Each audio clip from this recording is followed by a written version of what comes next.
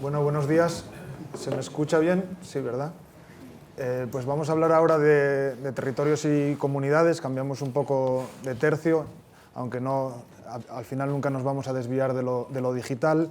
Y vamos a hablar de territorios y comunidades, es decir, de cómo las marcas buscan seleccionar y capitalizar áreas de interés que les permitan, bueno, pues construir relaciones estables con grupos de personas que comparten intereses e inquietudes, que están relacionados entre ellos mismos y que por tanto constituyen en sí mismos comunidades, ¿no? Yo creo que esto va más allá del concepto clásico de posicionamiento, va más allá de una estrategia tradicional de patrocinio, y de lo que se trata es de generar contenidos relevantes que en último término, digamos, se traduzcan en un interés hacia la marca, ¿no? Al final los territorios yo creo que son las situaciones o áreas con las que queremos que los consumidores, que las personas nos asocien, ¿no?, como marca. Y no se trata tanto de los atributos o valores con los que queremos que nos relacionen, sino un poco de los contenidos y de los territorios a través de los cuales queremos que se construya esa asociación. Ahora lo contrastaremos con los expertos, pero yo creo que un reto para las marcas es abordar estos territorios desde la autenticidad. El otro día presentábamos un estudio con Conan Wolf sobre autenticidad de marcas y es un tema que creo que es muy relevante para la gestión de las marcas hoy en día. Por tanto, abordar esos territorios desde la autenticidad y desde contenidos que sean proporcionales al interés de las personas, ¿no? Porque normalmente los contenidos propagandísticos son inversamente proporcionales. Y por tanto, yo creo que eso tiene mucho que ver, y ahora quizá los expertos me den la razón o me la quiten. Creo que tiene que ver con hablar muy poco de uno mismo o con que la marca sea una parte coherente e importante del propio contenido, ¿no? Yo creo que solo así se puede conectar con esas comunidades, participar en sus conversaciones, y si son conversaciones tienen que ser bidireccionales, y al final conectar emocionalmente entre el consumidor y la marca, las personas y las marcas, ¿no? Porque al final, dentro de cualquier estrategia de este tipo por parte de una marca, hay un interés en captar atención, en generar vínculos emocionales y al final que exista un retorno, ¿no? Para hablar de todo esto me acompañan en este panel, es un panel diverso y yo creo que por eso va a ser muy rico. Vamos a empezar de derecha a izquierda. Me acompañan Juan Moralí, director de la división de contenidos y entretenimiento de Síntesis. Nos acompaña también Iván Pino, director de la división o del área digital de Llorente y Cuenca. Nos acompaña Eduardo Pedreño, es experto en transformación digital y profesor de esta casa, profesor del IE. Marta García Ayer, periodista, que creo que es muy relevante tener aquí a Marta también para que nos dé una visión diferente, y profesora también de esta casa del IE. Y por último, Adenay Pérez, jefa de publicidad y patrocinio de Gas Natural, que también nos contará ya una experiencia propia y concreta de cómo construir o trabajar sobre esos territorios y comunidades. Si os parece, igual que ha habido en las otras mesas, vamos a empezar con una intervención inicial de 3 minutos más o menos de cada uno de los participantes, y luego daremos paso a un coloquio entre ellos mismos y a un coloquio, espero que un coloquio también con el público asistente, porque seguro que salen temas de interés. Así que vamos a empezar. Yo voy a ir introduciendo una serie de preguntas a cada uno de ellos para esta primera intervención y luego incluiré preguntas más generales para que respondáis de ellas alternativamente, ¿no? Si os parece, empezamos por Adenay, que está aquí a mi lado y que nos puede contar una experiencia, yo creo que una experiencia muy relevante, una experiencia de éxito, aunque ella nos lo contará ahora, que es Cinergia, ¿no? Cómo Gas Natural intenta a través del cine transmitir los valores de un consumo de energía responsable, ¿no? Entonces, Adenay, cuéntanos un poco cómo surgió la iniciativa, por qué el cine, cuál es un poco el balance de estos 2 años, ¿no? Porque nació en 2014, aunque nos decías ahora que desde 2008 ya estáis trabajando en el ámbito del cine. Pero bueno, tus 3 primeros minutos para contarnos un poco. Muchas gracias. Gracias, Pablo. Buenos días a todos y gracias a los asistentes también por venir. Seguro que va a ser una jornada toda ella muy interesante. Cinergia sí es cierto que empezó en 2014 como concepto y como proyecto, pero nuestra vinculación al cine empezó en 2008. En 2008, en la situación que estábamos viviendo como compañía, era convulsa, igual que lo estaba siendo el contexto socioeconómico. Nosotros nos encontrábamos inmersos en una adquisición, que fue la de Unión Fenosa. Estábamos en plena fusión de ambas compañías y además estábamos afrontando una crisis económica que estaba pues obviamente impactando en todas las grandes empresas y especialmente en términos de reputación a todo lo que era el IBEX.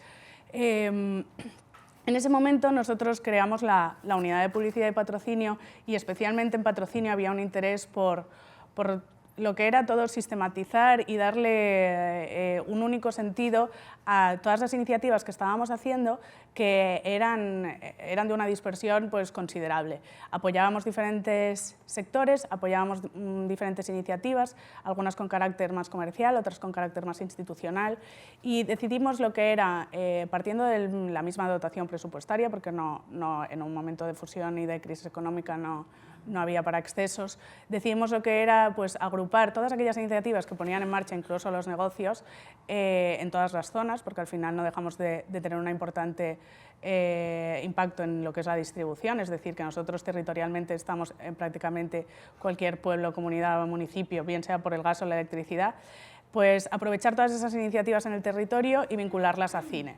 Esto nos llevó a tener prácticamente más de 20 iniciativas vinculadas al cine, algunas de ellas muy importantes, otras pues no tan conocidas. En cualquier municipio lo que hacíamos era vincularnos al ámbito del cine. Este fue el primer paso. Como vimos que el resultado era muy positivo, porque el cine detectamos que, a través de las cifras que tiene el Ministerio, detectamos que era la iniciativa cultural después de las que eran gratuitas, como son el escuchar música a través de la radio, pasaba a ser la iniciativa cultural pues, más querida y más consumida por el gran público, pasamos a centrarnos directamente en lo que era la generación de contenidos. Creamos Cinergia, que es la unión de cine y energía, fue un neologismo que creamos ad hoc para el proyecto, y consistía en transmitir consejos de eficiencia energética y también consejos que nos daban las áreas de interés comercial, pero en aquellas vertientes que eran de interés para el consumidor.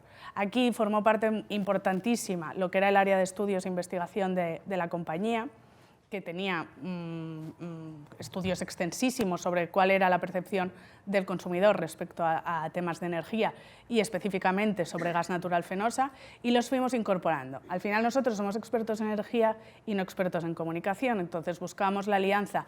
Ya llevábamos una trayectoria en la que estábamos siendo muy bien recibidos por un sector que había dejado de recibir muchísimas ayudas, como había sido el del cine, nos acogieron con los brazos abiertos.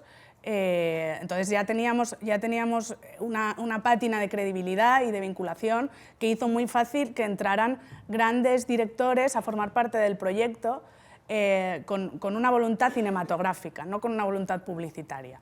Y aquí fue el gran qué, es decir, ellos generaron contenidos con total libertad, nosotros solo les dábamos las pautas de cuáles eran los mensajes que nosotros creíamos que eran de interés para el consumidor y que queríamos que se destacasen, y entraron, el primer año fue género de terror y entraron pues Jaume Balagueró, Rodrigo Cortés, o sea, nombres muy conocidos, y entraron a formar parte Maribel Verdú, o sea, con voluntad de hacer cine y con voluntad de hacer cortos y con presupuestos adaptados a esos contenidos. No nos veían ya como una gran marca, nos veían como un player del sector y del sector cinematográfico. Y ahí fue el gran cambio y donde nos dimos a conocer. El primer año tuvimos 8 millones de visualizaciones de estos contenidos.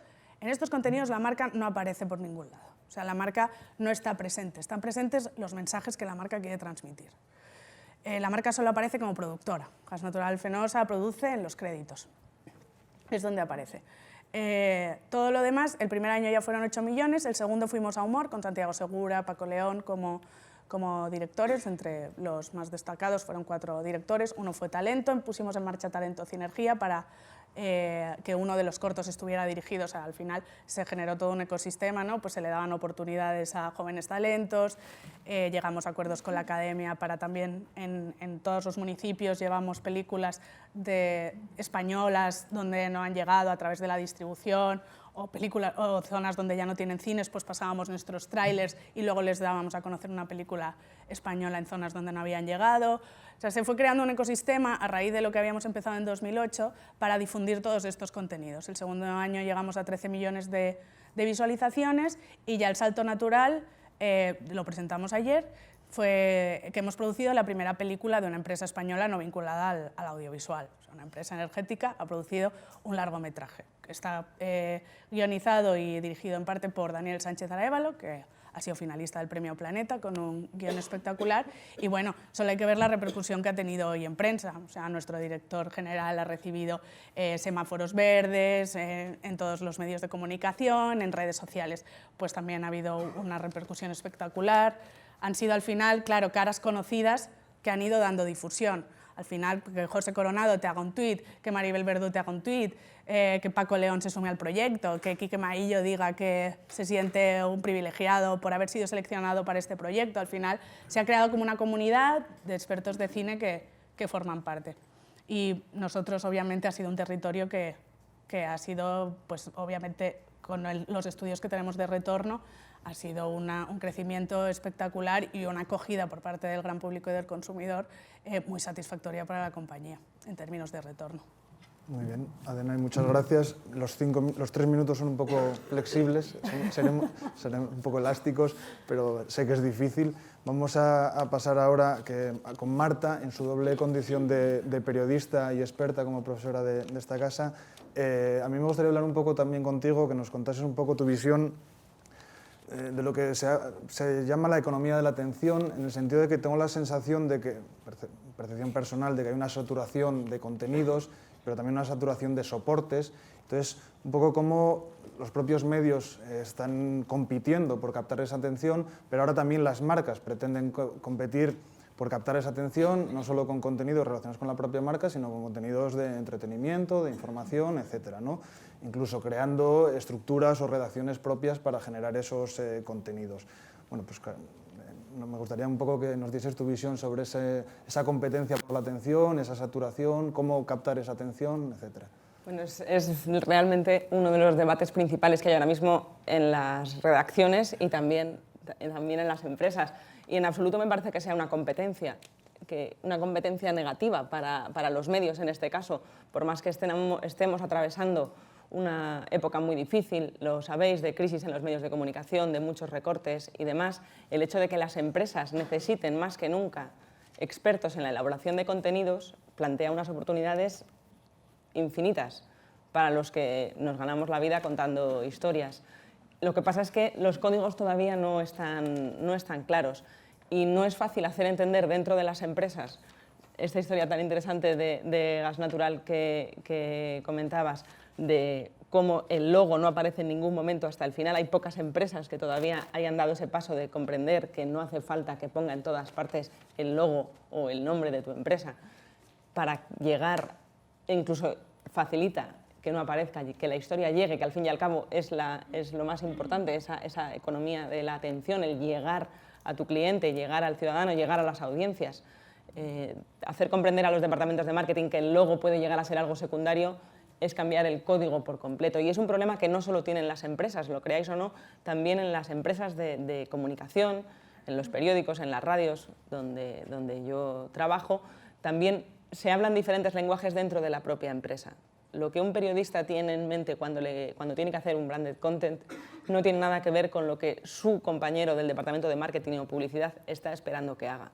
No está resuelto esa brecha y eso dificulta mucho que lo producido complazca a todas las partes.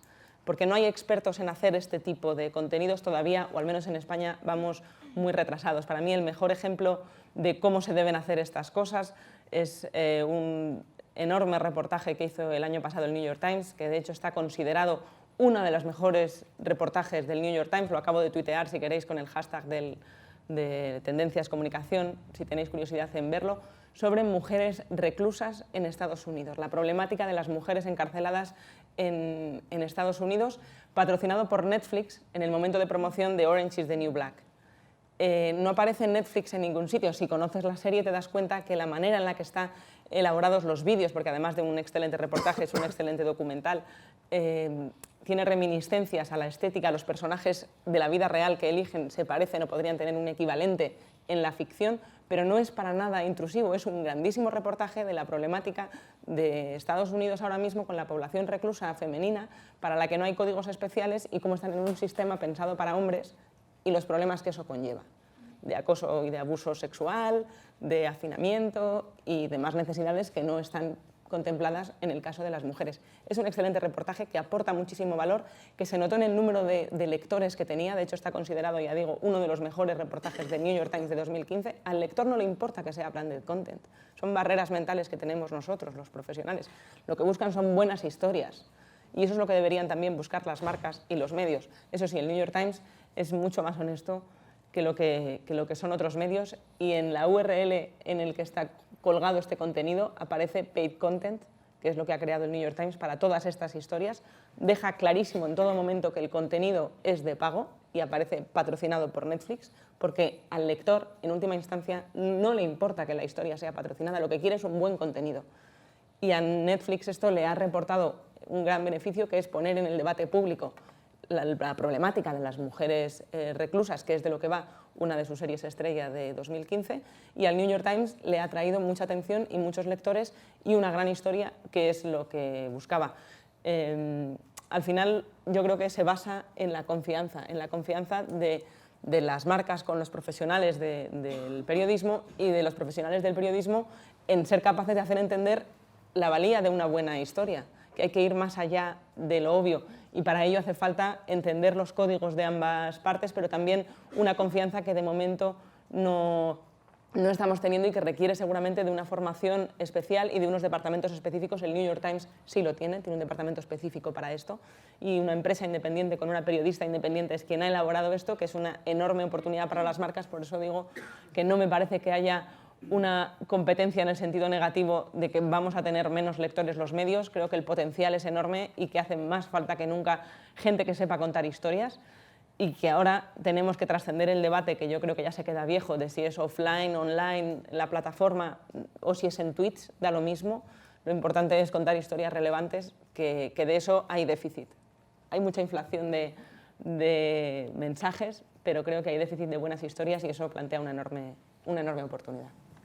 Muchas gracias, Marta. Justo de este engancho con este tema del déficit de las historias relevantes para dar paso a Eduardo.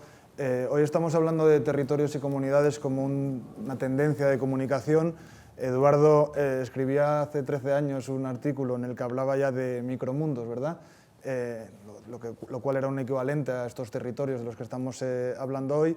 Luego hablaremos del papel de la tecnología, pero me gustaría que nos comentases, uno relacionado con lo que acaba de decir Marta, de los contenidos, el déficit de contenidos relevantes, un poco la idea que también leía en un artículo tuyo sobre seguramente la inflación o la tendencia de contenidos triviales y efímeros, ¿no? Sobre todo en lo que son los canales digitales. Y por otro, un tema que también me parecía muy relevante, que también te leía, sobre la creación de barreras de entrada, ¿no? A veces nos parece que Internet es un área fácil, ¿no? En la que podemos acceder de forma a muy bajo coste, pero ya hay unos grandes players que tú comparabas con las grandes corporaciones de multimedia de los años 90, y que esos han creado unas barreras de entrada que a veces es difícil para una marca también entrar en eso, ¿no? Si nos pudieses comentar. La historia se repite un poco, ¿no? Entonces, en los años 90, cuando irrumpió todo el fenómeno de Internet, se crearon una cosa que eran los portales generalistas, que era pues un engendro de contenido, unas cosas creadas un poco ad hoc para intentar replicar la dinámica de la sociedad de masas en la red y crear medios unidireccionales, y aquellos portales fracasaron miserablemente porque a lo largo del tiempo, con el paso del tiempo, no eran sostenibles económicamente, ¿no? Y era un poco el inicio de esa crisis que mencionabas tú de los medios, ¿no? Pues, buscar la sostenibilidad de los medios en Internet es un poco complicado. El fenómeno de la trivialidad del contenido viene propiciado por los grandes players tecnológicos que monopolizan las redes sociales, los Facebook, Twitter, LinkedIn, Instagram, etc. Que vosotros, cuando entráis en vuestro feed de Facebook, lo que estáis viendo ya no es un stream de contenido de todos vuestros seguidores, amigos, etcétera, sino lo que el algoritmo de Facebook ha determinado como más relevante. ¿vale? De ahí la gran cantidad de vídeos de gatitos que tenéis en Facebook, porque al final el contenido más relevante pues es el contenido más trivial, el contenido que el osito dándole un abrazo a un gato y cosas así, ¿no? Entonces, eso por un lado ya es un problema a la hora de ser una empresa, a la hora de participar en esa conversación, ¿no? Estamos un poco ahogados en una cantidad de ruido y una cantidad de contenido enorme. De la efemeralidad de ese contenido comento un poquito al final. Y las barreras de entrada sí que es cierto que se han creado una serie de barreras de entrada con el paso del tiempo, porque cada vez es más difícil participar y cada vez es más difícil entrar y publicar este contenido y que sea relevante, ¿no? Plantear una estrategia ahora mismo de contenido sin invertir dinero en publicidad, por ejemplo, es prácticamente impensable, precisamente porque es muy difícil aparecer en que Facebook te meta en ese algoritmo y que consigas llegar a la audiencia que te parece relevante. Entonces, claro, se ha creado una dinámica en la que las marcas tienen que preocuparse de hacer SEO, de generar un equipo de contenidos, de generar un contenido de calidad, de participar, de tener un blog al que mandar todo ese tráfico y toda una serie de componentes tecnológicos y toda una serie de conocimiento y de capacidad por parte de las personas que lo tienen que llevar a cabo, que no está accesible a todas las empresas, ¿no? Entonces, mi reflexión es un poco que este proceso empezó en las personas, la blogosfera no la crearon las empresas, la crearon muchísimos usuarios individuales, luego fue subiendo a las startups que empezaron a encontrar una manera de generar valor y de generar crecimiento para su negocio. Finalmente llegó a las marcas que hasta el momento habían sido muy escépticas respecto a esta realidad y habían tenido muchos problemas para instrumentar un marketing digital que fuera más allá de la publicidad invasiva. Y ahora un poco volvemos a un mundo en el que entrar en esa competición es difícil, es costoso, requiere de mucha originalidad y de mucha creatividad y cada vez requiere de mayor inversión, ¿no? Y tiene también componentes tecnológicos, etc. Y lo dejo aquí porque me tiraría 3 horas hablando, pero... Luego seguimos. Ahora me gustaría con Iván, director del área digital de Llorente y Cuenca y coautor de un estudio que es el balance de expresiones online, junto con Corporate Excellence, seguir hablando de relevancia, ¿no? de cómo generar contenidos relevantes, porque al final para trabajar sobre territorios la relevancia creo que es fundamental. En ese estudio, Iván, analizáis no solo cómo generar notoriedad, que al final la notoriedad tú puedes ser conocido para lo bueno y para lo malo, sino también cómo ser notable, o sea, cómo generar notabilidad, ¿no? A través de esos contenidos. Me gustaría un poco que nos reflexionases un poco sobre eso, qué conclusiones habéis llegado, cuál es un poco tu visión sobre el tema. Muy bien.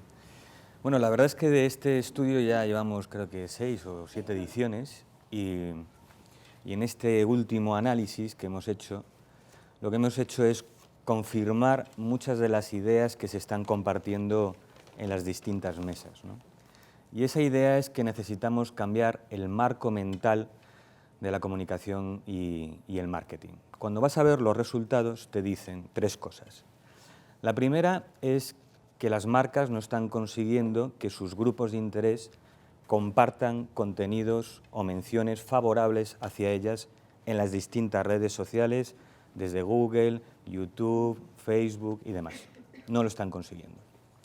La segunda conclusión es que, en términos de contenidos, en algunas dimensiones, las más vinculadas al marketing y a la oferta, están consiguiendo una cierta relevancia y aprecio, pero en las que de verdad importan a los públicos, que son las relacionadas con el compromiso, la contribución, la ética, la integridad, no lo están consiguiendo.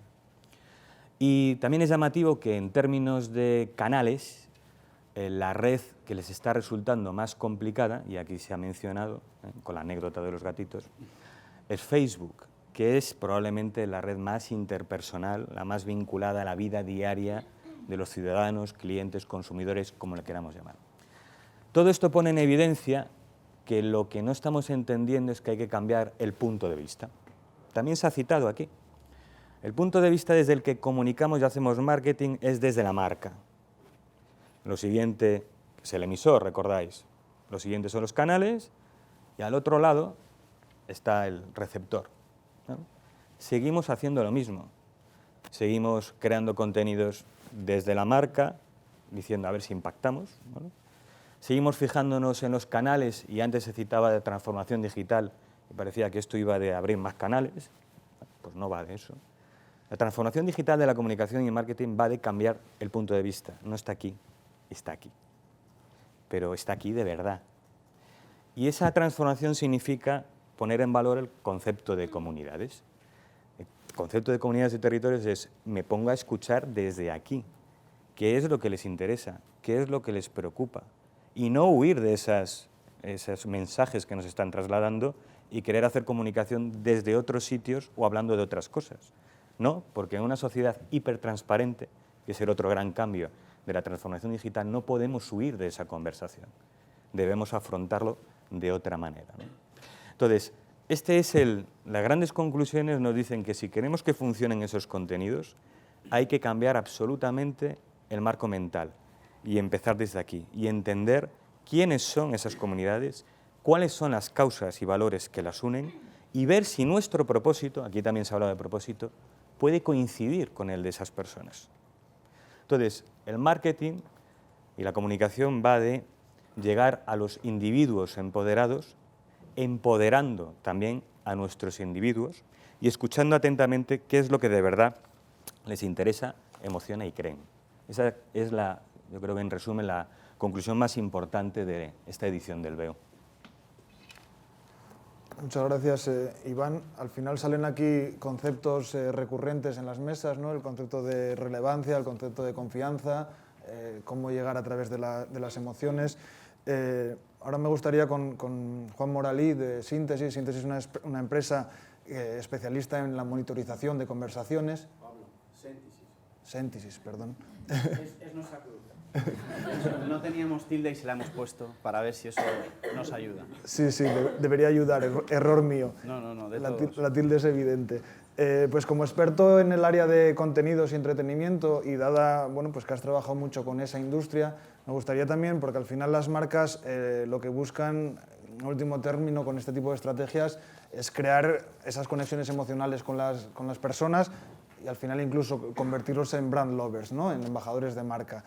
¿Qué tipo de aprendizajes crees que las marcas pueden extraer de esa industria del entretenimiento, digamos, con la música, del cine, etcétera, que puedan llevar a su terreno y trabajarlo para tener el mismo engagement con esas personas, ¿no?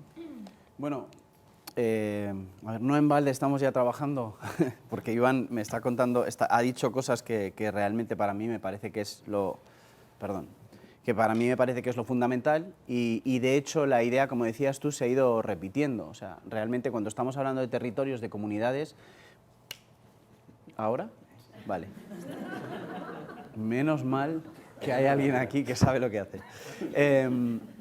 Cuando estamos hablando de territorios y de comunidades, realmente para nosotros Síntesis, y muy brevemente por ubicaros un poco, porque es una empresa un poco novedosa, somos realmente software, inteligencia artificial y estamos organizados de manera que lo que hacemos es monitorizar las redes sociales, monitorizar la conversación, escuchar.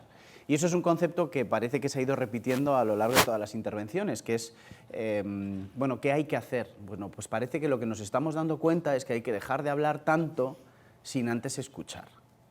Y eso quiere decir que vamos a encontrar datos muy importantes para nosotros sobrevivir y mejorar en el ecosistema en el que queremos estar. Luego, por tanto, cuando decía Iván que hay que cambiar de alguna forma el punto de vista, yo estoy completamente de acuerdo. Es decir, ya no podemos seguir hablando desde nosotros mismos, sino que hay que hablar desde el punto de vista de la persona que nos va a escuchar. Es decir, averiguar qué cosas le interesan, qué cosas está buscando, qué expectativas hemos generado y si las estamos cumpliendo. Ese es el valor. En términos de contenido, que es una de las particularidades de Sentisys que podemos escuchar en distintos contextos y entender en distintos contextos los matices de la conversación, yo particularmente pues dirijo un área que solamente escucha sobre contenidos.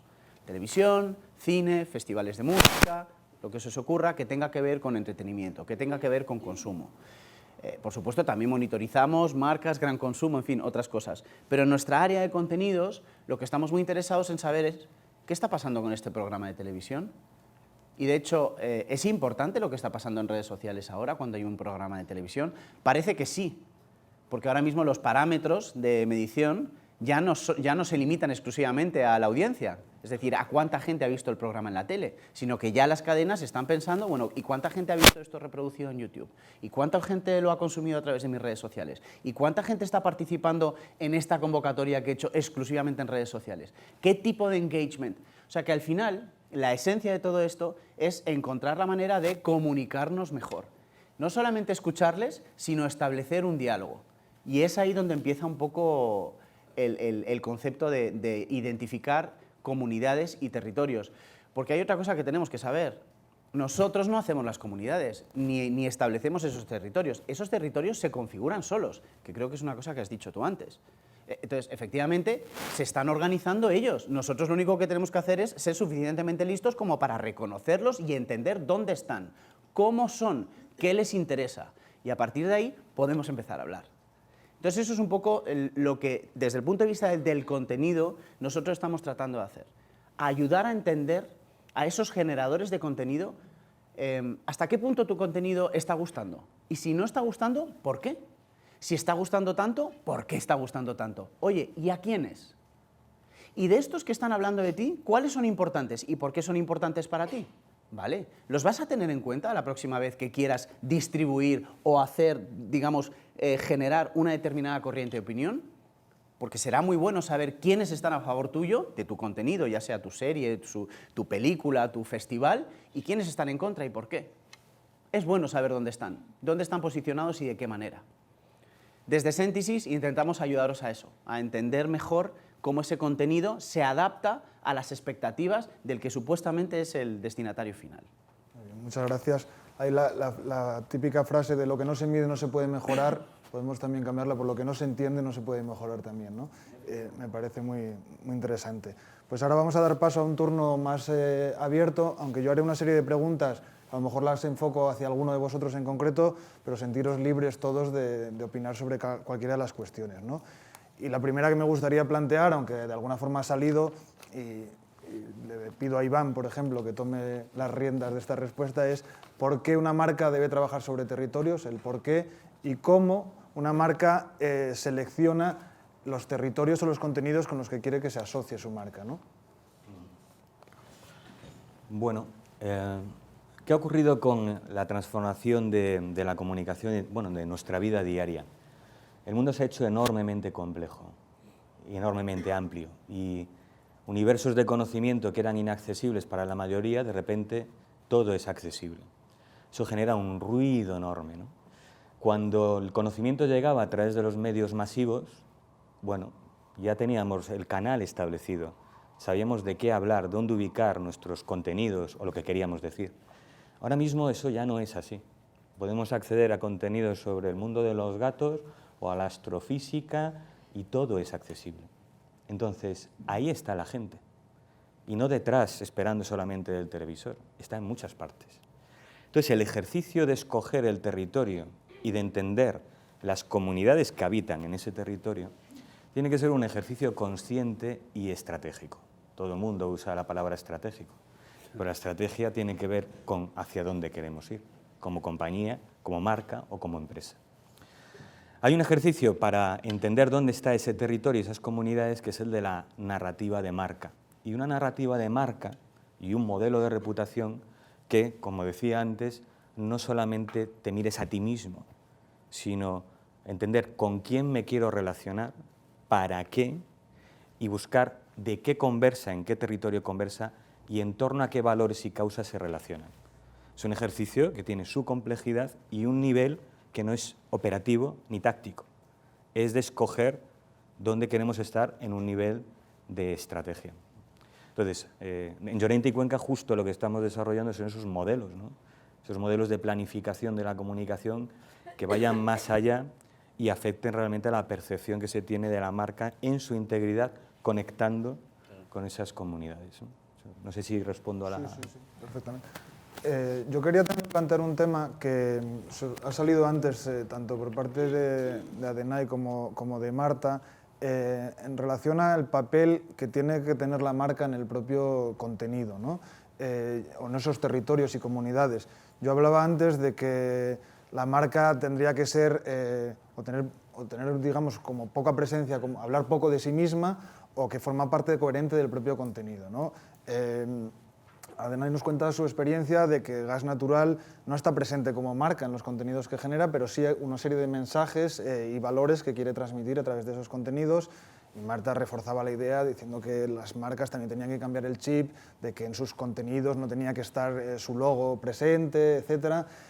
Yo quería dos preguntas, ¿no? Una es, ¿cómo conseguir que la marca no sea percibida como una intrusa en esos territorios o comunidades? Y luego también plantearos, frente a esa idea que vosotros habéis comentado y que yo mismo comentaba en mi introducción, de que la marca no fuese tan protagonista, no hablase tanto de sí misma, pues hay casos como Lego, con la película que hizo, o Red Bull, en el que la marca es muy presente en el propio contenido, con lo cual demuestran que la marca también puede formar parte coherente, como decía, de ese propio contenido. Entonces, si podéis comentar, tanto Adenay como Marta. Bueno, pues si queréis empiezo yo. Para mí, una de las claves, se ha hablado mucho de atención, de interacción, en esta creación de territorios y comunidades. Creo que se nos está olvidando un concepto clave que es la credibilidad. Y creo que esa es la clave de muchos de los dilemas que afrontamos en este momento en el mundo de la comunicación y del periodismo. ¿Aporta mi logo credibilidad a la historia o quita la atención sobre el mensaje que quiero transmitir? Me parece que es una de las claves fundamentales que a veces se les olvida a las empresas, también se les olvida a los medios, o a lo mejor no se les olvida, pero queda nublado detrás de un ego, ya sea de un ego profesional o de un ego de marca, de cómo no va a aportar mi marca credibilidad con lo que yo valgo. Claro, a lo mejor no es eso lo que se quiere transmitir. Por ir también a lo concreto otra vez, y voy siguiendo con el ejemplo de las series de televisión, me parece que hay otro gran ejemplo de buenas prácticas que es Samsung con Juego de Tronos, con Game of Thrones. Ha hecho una serie de infografías espectaculares, desde los tipos de escudo de las diferentes familias, a las armas que se utilizan, al número de peleas o los idiomas que se hablan en la serie. Son infografías espectaculares que se han convertido en virales a menudo en la red, en redes sociales, y en el que aparece Samsung, pero muy colateralmente. Es una campaña para promocionar, creo recordar, sus televisores curvos, porque entiende Samsung que si el espectador disfruta de contenidos de calidad, es bueno para vender televisores, porque a los televisores les pasa como al resto de plataformas de comunicación. Si no hay contenido relevante para poderlo disfrutar, ¿para qué quiero el mejor televisor del mercado si no hay ahora mismo nada que disfrute viéndolo? Entonces creo ser un poco más sutil, ir más allá de lo obvio y pensar en la credibilidad. En ese caso de Samsung no creo que aporte mucho que sea un fabricante de televisores quien está detrás de esa infografía, pero tampoco resultaba en absoluto invasivo. Es más, creo que muchos fans de Juego de Tronos ni siquiera era consciente de que estaba Samsung detrás de esta idea. Yo creo que la palabra clave aquí es credibilidad. Muchas gracias. Me están cortando, así que no... si quieres comentar esto brevemente. Bueno, cortando para dar paso al público, no cortando del todo. Lego, aparece su nombre, pero lo que realmente aparece de Lego es su producto, que es muy diferente. Nuestros productos y nuestros servicios sí aparecen en nuestras películas. Al final somos luz y gas, es muy fácil, o sea, no hay película que no se haya hecho con luz. Entonces, al final, tener el producto es sencillo, porque tu producto suele ser de interés para los consumidores. Si no, ya es un planteamiento empresarial, quiero decir, estratégicamente, plantéatelo. Pero nosotros, claro, el producto tiene interés. Lo que tienes que detectar es qué es interesante de tus productos y tus servicios para el consumidor. Nosotros habíamos creado como por ejemplo, para elegir nuestra estrategia de redes sociales, creamos avatares de nuestros propios seguidores y de nuestra propia comunidad. Sabíamos, pues, nuestra principal seguidora en Facebook es como si le pusieras nombre y apellido. Se llama Marta, consume esto, le gustan estos públicos, tiene hijos, Entonces, sabes a quién te estás dirigiendo. En el momento en el que tú le dotas de personalidad, sabes perfectamente cuáles son tus diferentes públicos en cada uno de tus redes sociales. Y ahí detectábamos claramente cuáles eran los mensajes que eran de interés para el consumidor. Es cambiar el punto de vista, es que deje de interesarte y preocuparte cuál es tu estrategia comercial, sino qué es de interés para los consumidores de tus productos y de tus servicios. Nosotros en Cinergia hemos cambiado completamente el punto de vista, es incorporar lo que hemos detectado a través de... Por eso decía que era muy importante la unidad de estudio e investigación de nuestra dirección, es clave en el proyecto, tanto en la definición como en la valoración de resultados. Volvemos a la idea que decía Juan de la necesidad de entender, ¿no? Os pediría ahora, para no robar tiempo a las preguntas de la audiencia, digamos, del público, voy a hacer otras 3 preguntas, pero que las contestéis lo más breve que podáis. La primera, a Eduardo, porque antes también Marta hablaba de que ya no hay fronteras entre lo offline y lo online, cosa con la que yo estoy de acuerdo, pero me gustaría un poco que nos contases brevemente un poco cuál es el papel de la tecnología en todo esto que estamos hablando, ¿no? Bueno, es cierto, la ruptura de fronteras es una de las cosas que estamos viendo en los últimos años. Es decir, yo hace 15 años, y era un poco un deseo, decía que Internet era el mundo real, ¿no? Y ahora no solo es que Internet sea el mundo real, sino que el mundo real, al mundo real está llegando muchos conceptos del mundo virtual. La semana pasada, Gartner sacaba un estudio analizando el gasto de los directores de marketing en Estados Unidos y llegaba a una conclusión que a mí me sorprendió muchísimo, que es, primero, el gasto en tecnología de los departamentos de marketing en grandes empresas en Estados Unidos ha alcanzado el 33% y ha superado por primera vez al gasto en publicidad. Me parece un dato absolutamente espectacular, o sea, inimaginable hace unos años. Hay un blogger americano que hace todos los años hace una infografía con proveedores que hacen tecnología para el mundo del marketing y la comunicación. Y empezó en 2011 con 150 empresas y el que acaba de sacar, la infografía que acaba de sacar en 2016 tiene 3.900. O sea, de 150 hace 5 años a 3.900. Me parece también estremecedor, ¿no? El rol de la tecnología, Sentisys es un ejemplo de ello, ¿no? Pero el rol de la tecnología cada vez es más grande y eso requiere también que los departamentos de comunicación, departamentos de marketing tengan un tecnólogo instrumentando toda esa realidad, tanto para la parte de research como para la parte de medición y toda la parte de distribución de contenido, ¿no? Muchas gracias. Ahora quería hacer una pregunta a Juan, porque revisando un poco, preparando esta mesa, veía unos datos que me llamaron la atención. Estábamos hablando aquí que los territorios y las comunidades normalmente no las crea la marca, sino que se une a territorios y comunidades existentes, pero leía un dato de un estudio de UM que decía que 4 de cada 10 consumidores pertenecen a alguna comunidad de marca online y que lo hacen por mantenerse informados, el 31,3%, beneficiarse de algún descuento, el 32,8%, apoyar una iniciativa, el 29,3%, diversión, 25,1%, o participar de forma activa con la marca, 23%.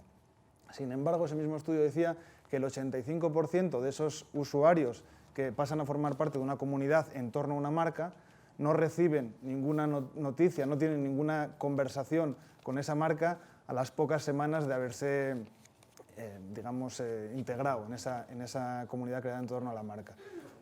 Lo está mencionando Iván, es que eso ya no es una comunidad, porque eso es como invitar a una serie de amigos a un determinado sitio y luego no aparecer tú, a invitar a las copas o a felicitar o a lo que haya, a cual sea el objetivo principal de esa convocatoria. Entonces yo lo que sí diría es toda esa gente que en un momento dado no crea la comunidad, pero identifica que hay una determinada comunidad a la que él puede pertenecer, en cualquier caso, lo que está buscando son puntos de conexión. Luego, si alguien se está metiendo en tu comunidad como marca, es que tú tienes una serie de valores que inmediatamente por el consumidor han sido identificados como propios, o por lo menos como afines. Eso es importantísimo. Luego, lo de lo que dice Marta. claro, efectivamente. La credibilidad o la legitimidad para participar en ella. Y ahí no es donde tuya. Los medios y los profesionales y los periodistas, creo yo, van a seguir siendo relevantes, le pase lo que le pase a las grandes corporaciones para las que trabajan. Al revés. No, pero efectivamente es eso. Pero que también lo decía, lo ha dicho antes Adenay. O sea, a mí me interesa mucho cuando una marca como Gas Natural en un momento dado dice, oye, vamos a hacer cine, ¿qué hacemos? ¿Nos ponemos nosotros a pensar o averiguamos un poco qué puede interesar? ¿Cuál es el género que está gustando más y por qué? Oye, vamos a ver resultados. Pues para tener resultados vamos a investigar un poco, pero sobre todo vamos a escuchar qué se está esperando. Entonces yo creo que es constante, ¿no?, esta necesidad. Y a mí me da la sensación que no estamos contando nada que no sea muy antiguo. O sea, llevamos toda la vida. Yo, predigitalmente, antes en lo analógico estábamos igual. Y os recuerdo que en vez de tener, como tenemos ahora, que yo creo que es el gran poder de las redes sociales, lo que Sentis está ofreciendo, por ejemplo, a un anunciante o a una marca es realmente poner sobre la mesa muchísimos datos. El famoso Big Data que tanto mencionamos. Pero es que nosotros eso casi preferimos llamarlo Smart Data, porque solamente en la medida en que se utilice de forma inteligente es relevante. De hecho, nosotros somos fundamentalmente cualitativos, porque nos parece que es lo que te va a permitir tomar decisiones estratégicas, que es una de las cosas que decía Iván. Seamos estrategas a la hora de recibir esta información. Entonces yo creo que esa es una parte como muy importante, ¿no? Saber que estamos haciendo algo que ya antes se hacía. Y vamos, yo me acuerdo de los famosos focus groups, ¿no? Reuníamos a 25 personas para hablar de algo de nuestro producto, del lanzamiento de una peli, a ver qué les parecía, veían el tráiler. Bueno, es que ahora ya no necesito hacer eso. Es que ahora encima, en vez de tener 25, tengo 3.500 opiniones del tráiler en las primeras 24 horas, muy impulsivas, muy auténticas, sin ningún tipo de filtro. No le he tenido ni que pagar para que me lo cuente. Le ha salido solo. Es que es muy interesante lo que dices de que a veces creemos que estamos descubriendo el Mediterráneo y estamos hablando de cosas que ya son muy antiguas y lo único que hacemos lo que hay que hacer es adaptarse a una situación diferente, pero a través de conceptos e ideas que ya son muy antiguos, ¿no? En relación a la relación que tienen que tener las personas. Pero no sé, yo a modo de anécdota te diré que me pasó hace unos años, pero yo recuerdo estar sentado en una reunión con un director general de una casa editorial importantísima. O sea, un señor que llevaba 40 años o 30 años publicando libros. Y yo en ese momento, os hablo de hace 6, 7 años, empecé a hablarle de la posibilidad de investigar el recorrido del libro digital, el ebook, qué iba a ocurrir con eso. Entre otras cosas, por pura observación, sencillamente porque a mí me parecía que cada vez más de esos aparatos empezaba a haber en el metro, donde yo iba. Es decir, que la gente estaba cambiando, no llevaban papel, y no solo eso, sino que se rompía una especie de estereotipo. Muy bien, pues para no robar más tiempo a la audiencia, porque había un compromiso también de que esto sea una sesión participativa, por eso también se eligió este tipo de formato y de sala, pues damos paso ahora a cualquier pregunta que queráis hacer a cualquiera de los ponentes, de los expertos, que hay una primera. Buenas. Esta pregunta va dirigida más a Adenay y a Marta, pero cualquiera de los otros panelistas también puede aportar. Estamos hablando del área de no exponer tanto el logo. Creo que lo he digerido y lo he entendido, pero por la parte de retorno de inversión, que Adenay estaba diciendo que se ha hecho retorno de inversión en el caso de la película que ha estado produciendo Gas Fenosa. ¿Cómo la marca, estando como dentro de la comunidad, pero no siendo invasiva, puede tener algún retorno de inversión que sea tanto tangible como intangible? Porque si no está siendo invasiva, como en el caso de Samsung con Game of Thrones, ¿cómo la reputación de marca realmente existe? Porque si no está siendo invasivo y no sabes que el logo está, al final estás invirtiendo en comunicación que realmente no te va a dar nada hacia atrás. ¿O cómo ¿Cómo es esa esfera del área de comunicación para no exponer el logo, pero realmente tener algún tipo de inversión, de retorno de inversión, perdón?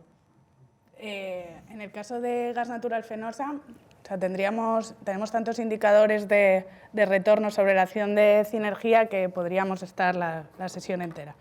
El tema es que cuando tú estás generando contenido, yo creo que la clave es no generar un contenido desvinculado de una estrategia.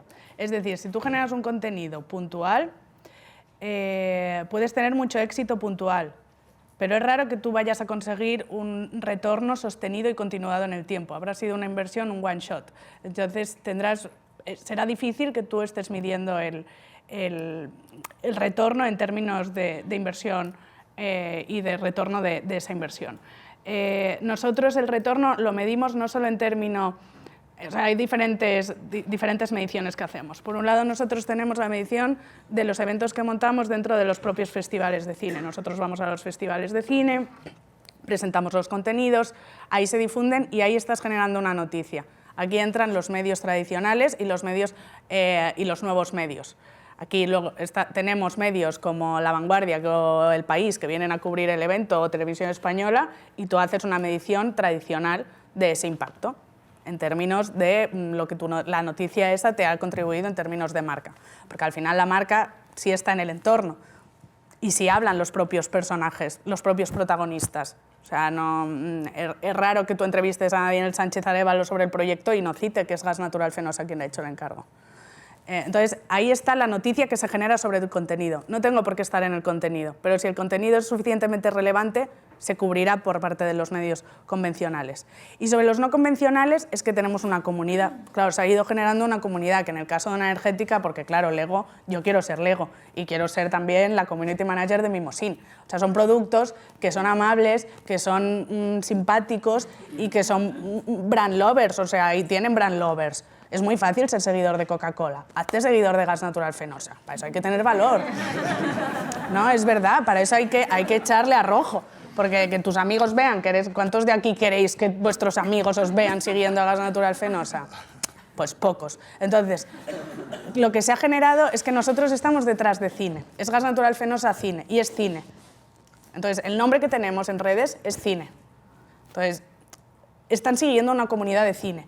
Una comunidad de cine en la que participan en términos de co-creación. Hemos creado un panel para que co-creen con nosotros, que esto es tan antiguo que es lo que decíamos antes. Lo que pasa es que antes era más difícil reunir a gente de todas partes de España para que se pusieran a co-crear contigo. Ahora es muy fácil, se conectan y rápidamente tú estás viendo cuáles son sus intereses. Tenemos el engagement medido también, es decir, cada tweet, cada contenido que estamos generando, hacemos promociones que son baratísimas y que se nutren de todos los actos que patrocinamos. Es decir, nosotros tenemos, por estar en San Sebastián, entradas, pues vamos a regalar a los usuarios que vayan a verlo, que vayan a vivir San Sebastián.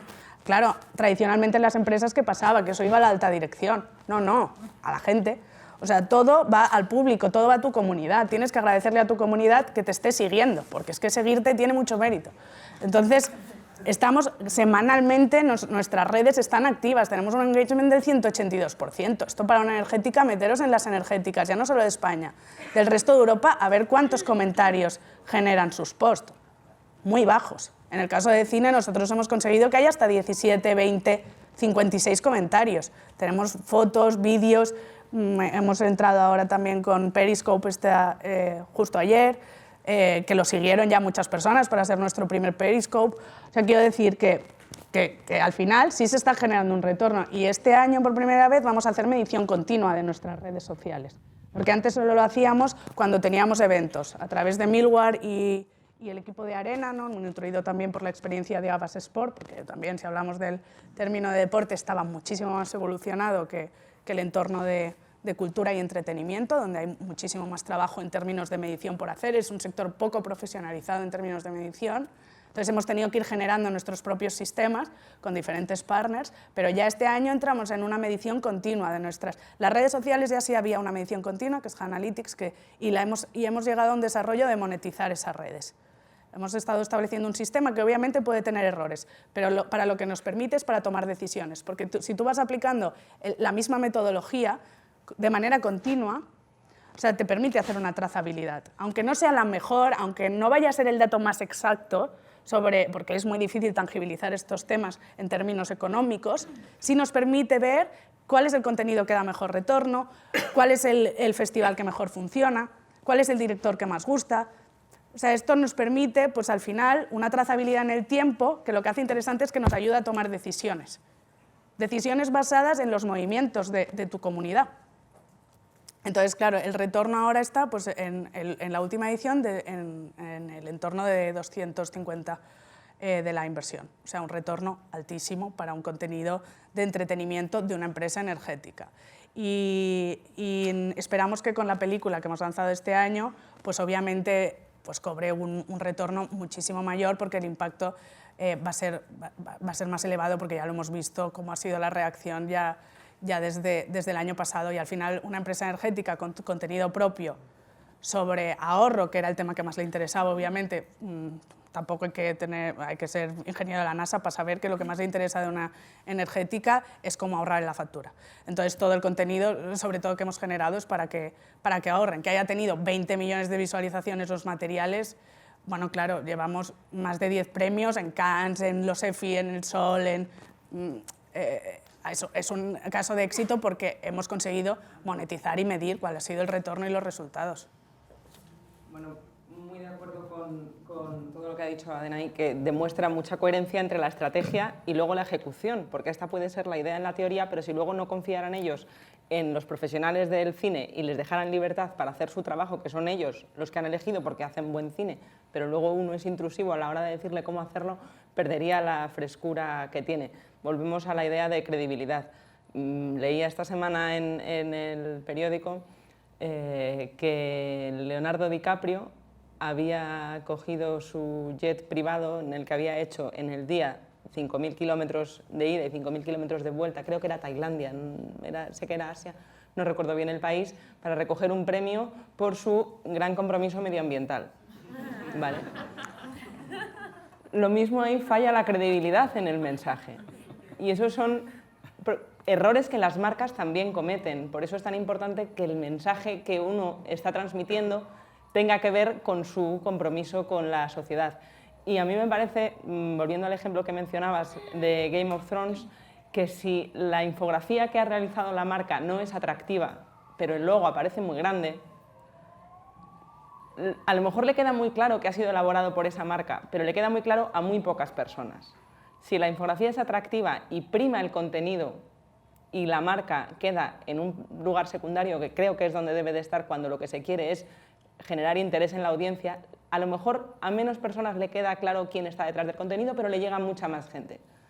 Luego los profesionales de los departamentos de marketing deberán decidir qué prefieren, pero sabiendo y habiendo hecho muchas veces este tipo de contenido en mi experiencia en medios económicos, mi impresión es que es mejor dejar libertad al profesional que precisamente te ha atraído por su credibilidad y por su posicionamiento en el mercado para que haga su trabajo, que a lo mejor tú no entiendes bien desde tu departamento de marketing por qué ha puesto eso y no ha hecho lo otro, pero otro ejemplo y muy rápidamente, en el mercado cervecero.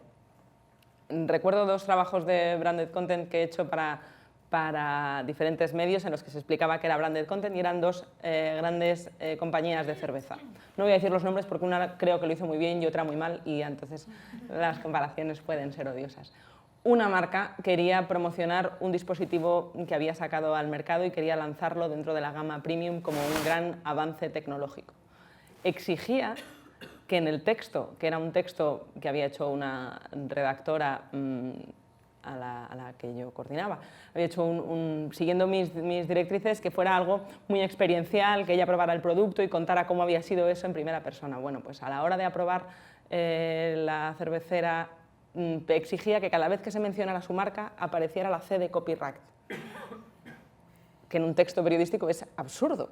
Nunca pondrías Coca-Cola y la C de copyright cuando hablas de Coca-Cola en una noticia, ¿no? Y se estaba explicando al lector que aquello era branded content, no necesitaba que le recordaras todo el rato que la marca es propiedad registrada, era algo muy absurdo que el departamento de marketing puso como condición y que luego yo hablando con el director de comunicación de esa empresa no tenía ni idea y le parecía aberrante.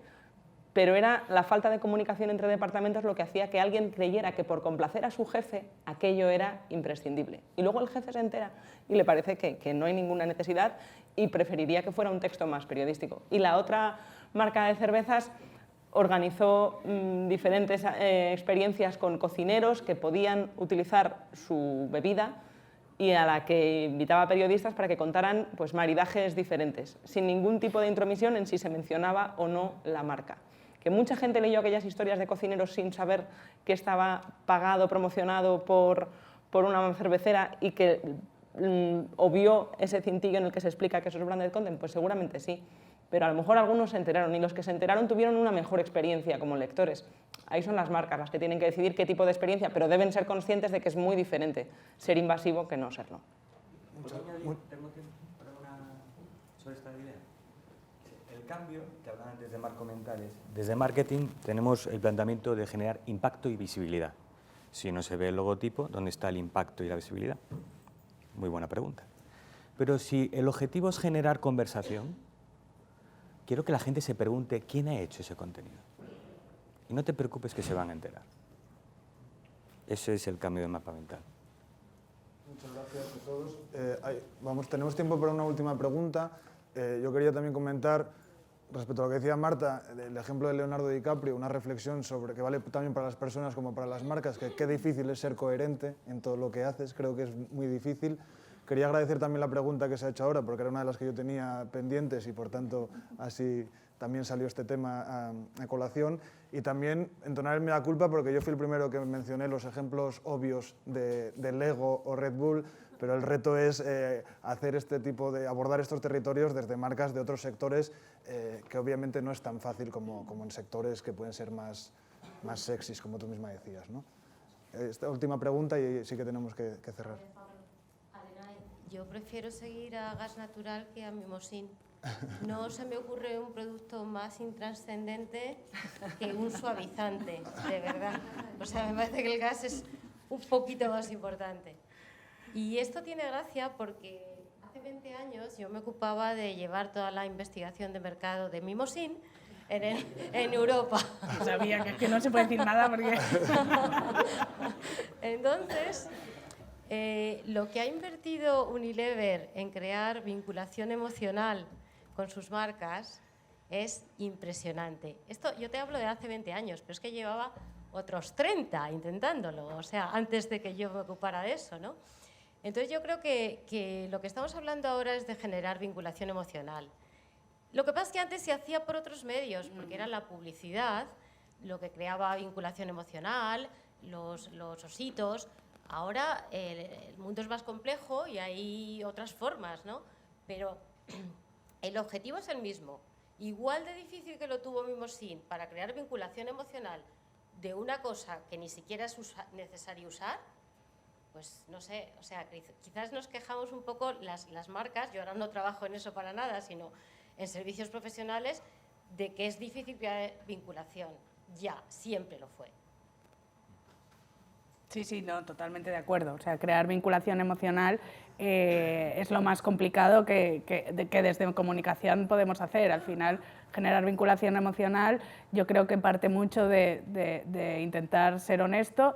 Obviamente es muy difícil ser coherente, pero tampoco se le puede exigir más coherencia a las marcas que a las personas. Quiero decir, todos en nuestro día a día tenemos gestos que demuestran poca coherencia con lo que son nuestras creencias y las marcas metemos la pata. Lo importante cuando metes la pata es reconocerlo, o sea, es reírte de ti mismo muchas veces, es pedir perdón, pedir disculpas y seguir hacia adelante y no amedrentarte. O sea, nosotros, pues ahora uno de los temas estrella, pues en el sector energético, pues por desgracia, está siendo el tema de la pobreza energética. Pues es no esconder la cabeza, hacer frente, explicar, ponerte al lado de los que la están sufriendo y desde Cinergia pues contribuimos pues fomentando el ahorro, dando consejos para que a ti la factura final de mes te llegue lo más baja posible. No hay voluntad por parte de Gas Natural Fenosa que nadie esté sufriendo en un contexto así. Así que una empresa lo que haga es contribuir a que bajes el consumo de sus productos y servicios, pues obviamente yo creo que por eso también ha generado muchísimo interés lo de Cinergia, porque se ha visto honestidad en torno. Es verdad que no podemos tocar los precios en un sector como el nuestro, pero sí podemos contribuir a que se haga un consumo más responsable del mismo. Entonces sí, totalmente de acuerdo, hay que tener una vinculación emocional y hay que ser muy coherente con los mensajes que estás lanzando. Muy bien, muchas gracias, Adenay. Ahora sí que tenemos que cerrar. No quiero robar tiempo a David, especialmente, y a su última mesa. Gracias a todos. Seguro que quedaban preguntas pendientes, seguro que aquí en la mesa quedaban muchos temas que os hubiese gustado comentar, pero desgraciadamente tenemos las limitaciones de tiempo. Yo simplemente cerrar dándoos las gracias y quizás reforzar algunas ideas o algunos conceptos que han salido en esta mesa. El concepto de credibilidad, porque Marta especialmente lo ha reiterado y me parece muy oportuno. El concepto de confianza, que también ha salido en otras mesas y que creo que es transversal a todos los temas que estamos hablando hoy. El concepto de relevancia en los contenidos que generamos, pero también relevancia de marca. No vale solo con ser una marca notoria, renombrada, y os lo dice alguien que representa el foro de marcas renombradas, sino que debes aspirar a ser también una marca relevante. El concepto de autenticidad, yo creo que eso tiene mucho que ver con no se te perciba como un intruso, digamos, en esos territorios y comunidades. Y otros dos temas, el tema que comentaba Juan, de la necesidad de entender a nuestro público y entender lo que está pasando para poder gestionarlo, y luego algo que decía Iván, de no crear un contenido que esté desvinculado de una estrategia, ¿no? Al final la estrategia es la que debe determinar aquellos territorios, aquellos contenidos y aquellas comunidades con las que te relacionas, y a través de ello conseguirás, en el mejor de los casos, construir esos vínculos emocionales. Así que nada, muchas gracias a todos y damos paso a la siguiente mesa.